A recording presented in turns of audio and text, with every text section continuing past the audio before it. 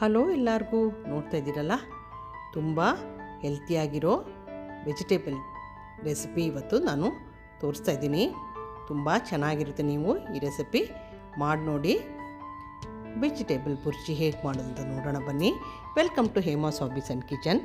ಮುಂದಿಗೆ ನಾನು ಒಂದು ಪ್ಯಾನ್ನ ಕಾಯಿಸ್ಕೊಂಡು ಅದಕ್ಕೆ 2 ದೊಡ್ಡ ಚಮಚ ಎಣ್ಣೆ ಹಾಕ್ಕೊಂಡು 1 ಚಮಚ ಬೆಣ್ಣೆ ಹಾಕ್ಕೊಂಡು ಇದನ್ನು ಕಾದ ಮೇಲೆ 1 ಚಮಚ ಜೀರಿಗೆ ಹಾಕ್ಕೊಳ್ತಾ ಇದ್ದೀನಿ.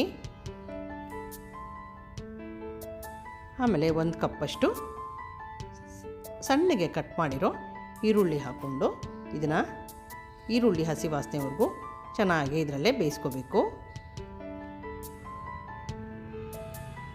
ಈರುಳ್ಳಿ ಚೆನ್ನಾಗಿ ಬೆಂದಿದೆ. ಇವಾಗ 1 ಚಮಚದಷ್ಟು ಶುಂಠಿ ಬೆಳ್ಳುಳ್ಳಿ ಪೇಸ್ಟು ಹಾಕ್ಕೊಂಡು ಅದರದ್ದು ಹಸಿ ವಾಸನೆ ಹೋಗೋವರೆಗೂ ಇದನ್ನು ಫ್ರೈ ಮಾಡ್ಕೋಬೇಕು. ಇದಕ್ಕೆ ನಾನು ಅರ್ಧ ಚಮಚದಷ್ಟು ಅರಿಶಿನ, 1 ಸ್ಪೂನು ಚಿಲ್ಲಿ ಪೌಡರ್, 1 ಸ್ಪೂನು ಧನಿಯಾ ಪೌಡರ್ ಹಾಕ್ಕೊಂಡು ಅದನ್ನು ನೀಟಾಗಿ ಮಿಕ್ಸ್ ಮಾಡ್ಕೋತಾ ಇದ್ದೀನಿ. ಯಾರೆಲ್ಲ ನೋಡ್ತಾ ಇದ್ದೀರೋ subscribe to Hema's hobbies and kitchen. ಇದನ್ನು ಕ್ಲೀನಾಗಿ ಒಂದ್ಸತಿ ಮಿಕ್ಸ್ ಮಾಡ್ಕೊಂಡ್ಬಿಡೋಣ. ಆಮೇಲೆ ನಾನು 2 ಟೊಮ್ಯಾಟೋನ ಪೇಸ್ಟ್ ಮಾಡಿ ಫೈನಾಗಿ ಚಾಪ್ ಮಾಡಿ ಇಟ್ಕೊಂಡಿದ್ದೀನಿ.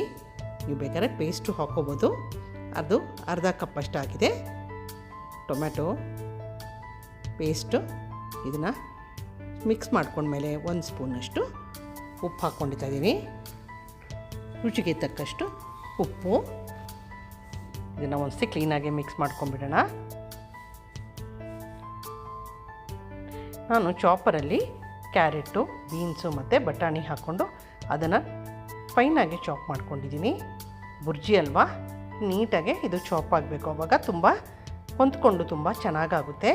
ಆಲ್ಮೋಸ್ಟ್ ಪೇಸ್ಟ್ ಥರ ಆಗಬೇಕು, ಆವಾಗಲೇ ಚೆನ್ನಾಗಿರುತ್ತೆ. ಯಾರೆಲ್ಲ ನೋಡ್ತೀರೋ ಸಬ್ಸ್ಕ್ರೈಬ್ ಆಗಿ ಹೇಮಾಸ್ ಆಫೀಸ್ಗೆ, ಬೆಲ್ ಐಕನ್ನ ಟ್ಯಾಪ್ ಮಾಡಿ.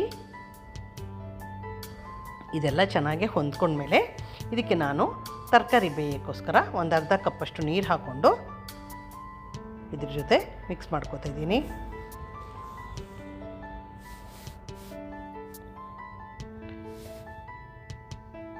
ಇದೆಲ್ಲ ನೀಟಾಗಿ ಮಿಕ್ಸ್ ಮಾಡ್ಕೊಂಡ್ಮೇಲೆ ಇವಾಗ ನಾನು ಇದನ್ನು ಮುಚ್ಚಿಬಿಟ್ಟು ವೆಜಿಟೇಬಲ್ ಎಲ್ಲ ಸಾಫ್ಟ್ ಆಗೋವರೆಗೂ ಬೇಯಿಸ್ಕೊಳ್ತಾ ಇದ್ದೀನಿ. ಆವಾಗವಾಗ ಚೆಕ್ ಮಾಡ್ಕೊಳ್ಳಿ. ನೋಡಿ, ನನಗೊಂದು 5 ರಿಂದ 6 ನಿಮಿಷ ಆಗಿದೆ. ಇವಾಗ ನೋಡಿ ಈ ಥರ ಆಗಿರುತ್ತೆ.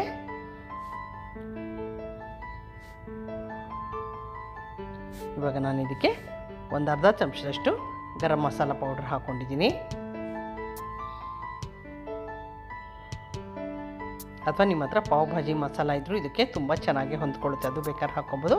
ಆಮೇಲೆ ನಾನು ಅರ್ಧ ಕಪ್ಪಷ್ಟು ತುರ್ದಿರೋ ಪನ್ನೀರ್ ಹಾಕ್ಕೊಂಡು ಇದ್ರ ಜೊತೆ ಮಿಕ್ಸ್ ಮಾಡ್ಕೊತಾ ಇದ್ದೀನಿ. ತುಂಬ ರುಚಿಯಾಗಿರೋ ರೆಸಿಪಿ. ನೀವು ಈ ರೆಸಿಪಿ ಟ್ರೈ ಮಾಡಿ.